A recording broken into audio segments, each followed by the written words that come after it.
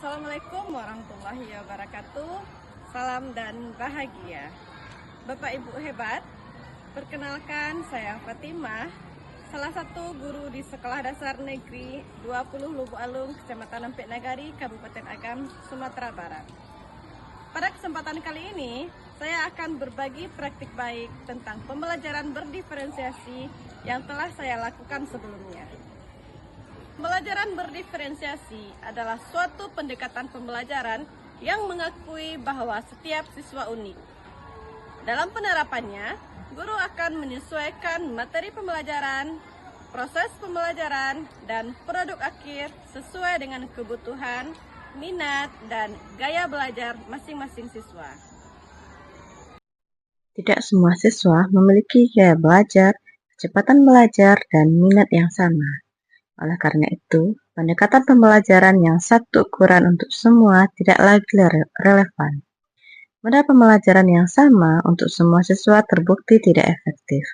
Banyak siswa yang merasa bosan atau tertinggal karena materi pelajaran tidak sesuai dengan tingkat kemampuannya ataupun dengan gaya belajar mereka.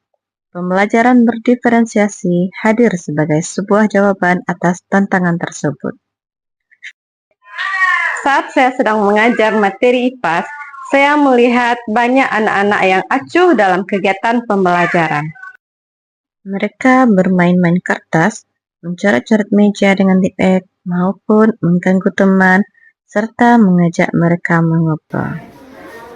Setelah saya tanya mereka dengan cara memanggil satu persatu ke kantor, saya mengetahui alasan mereka, yaitu mereka bosan dengan kegiatan pembelajaran yang seperti itu saja, yang hanya mendengar guru berbicara.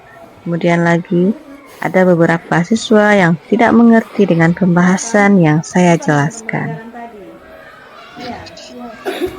Setelah berdiskusi dengan rekan sejawat, maka saya putuskan saya akan melaksanakan kegiatan pembelajaran berdiferensiasi di kelas saya. Salah satu tantangan terbesar yang saya hadapi adalah keterbatasan waktu. Untuk menyiapkan materi pembelajaran yang berbeda-beda untuk setiap siswa, saya membutuhkan waktu yang jauh lebih banyak dibandingkan dengan metode pembelajaran konvensional. Saya harus membuat rencana pembelajaran yang detail, mencari berbagai sumber belajar yang relevan, serta mempersiapkan berbagai alat peraga. Langkah pertama yang saya lakukan adalah melaksanakan pembelajaran asesmen diagnotis untuk mengetahui kebutuhan murid. Asesmen ini dilakukan melalui 2 tahap, yaitu yang pertama, saya melakukan asesmen kognitif melalui kuisis yang berisikan pertanyaan singkat. Kedua, yaitu melalui asesmen diagnotis dengan memetakan minat dan profil pelajar murid.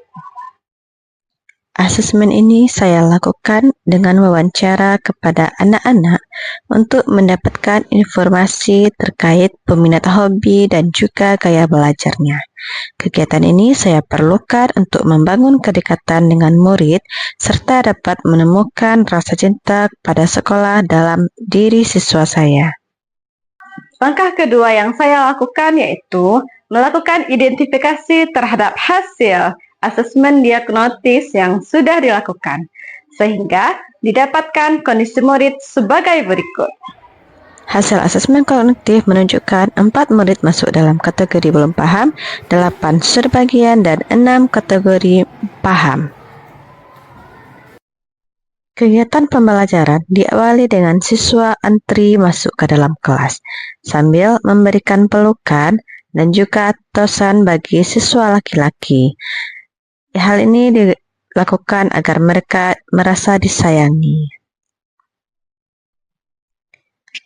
Selanjutnya, kegiatan pembelajaran diawali dengan mengucapkan salam serta berdoa sebelum belajar, dan juga melibatkan murid dalam menyusun kesepakatan belajar untuk menumbuhkan komitmen bersama antara guru dan murid selama kegiatan pembelajaran dilaksanakan. Belajar dengan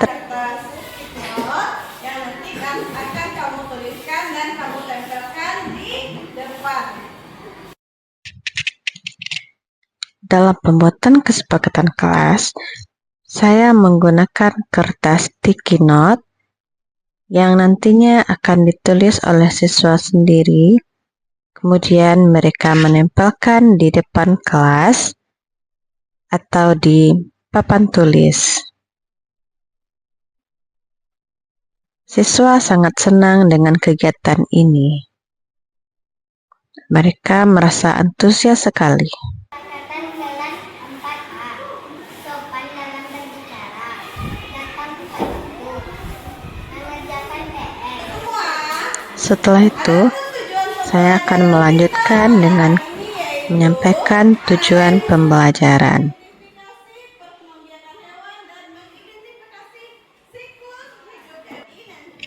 Diferensiasi proses dilaksanakan dalam dua variasi.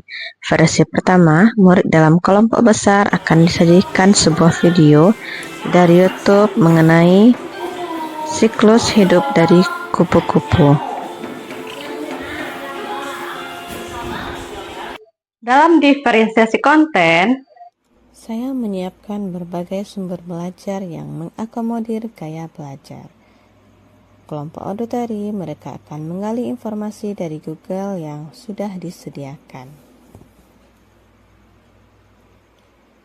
Untuk kelompok visual, murid akan membaca materi maupun menggali informasi dari video YouTube atau bahan bacaan dalam bentuk infografis. Sedangkan kelompok kinestetik, mereka akan mencari ulat atau kepompong sehingga mereka bisa melihat dengan setiap kelompok akan diberikan kebebasan dalam menentukan produk yang akan dihasilkan, yang pastinya disesuaikan dengan gaya belajar mereka.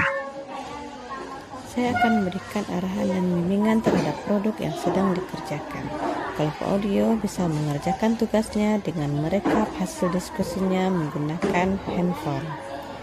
Untuk kelompok visual, dapat membuat produk dalam bentuk poster, tipografi, ataupun produk visual lainnya secara digital dalam bantuan aplikasi Canva. Sedangkan untuk kelompok kinestetik, siswa dapat membuat produk dalam bentuk media pop-up yang selanjutnya. Setelah serangkaian kegiatan pembelajaran berdiferensiasi ini dilakukan, hasilnya adalah peningkatan motivasi belajar siswa. Siswa menjadi lebih termotivasi karena mereka dapat memilih topik penilaian yang sesuai dengan minat mereka.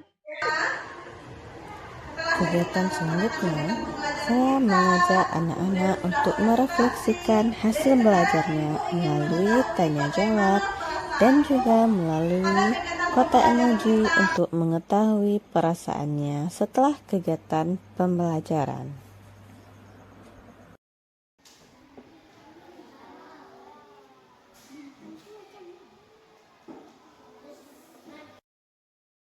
Hal yang bisa kita petik pada hari ini adalah pembelajaran berdiferensiasi memberikan banyak manfaat bagi siswa. Dengan memberikan kebebasan kepada siswa untuk memilih topik dan cara belajar, maka guru dapat menciptakan suasana belajar yang lebih menyenangkan dan bermakna. Selain itu, pembelajaran berdiferensiasi juga dapat membantu siswa mengembangkan potensi mereka secara maksimal. Kami bisa mengenal berbagai media seperti video, infografis. Kami juga bisa mengenal macam-macam perkembangbiakan hewan melalui proses yang kami kerjakan. Pendekatan berdiferensiasi yang Bupat terapkan memberikan ruang bagi siswa untuk memilih tugas yang sesuai dengan minat mereka. Ini sangat baik karena meningkatkan motivasi belajar. Saya melihat bahwa Bu Fatimah telah berhasil mengidentifikasi kebutuhan belajar yang berbeda di antara siswa dan memberikan penugasan yang sesuai dengan kemampuan mereka. Hal ini sangat baik karena membantu siswa belajar dengan kecepatan mereka sendiri.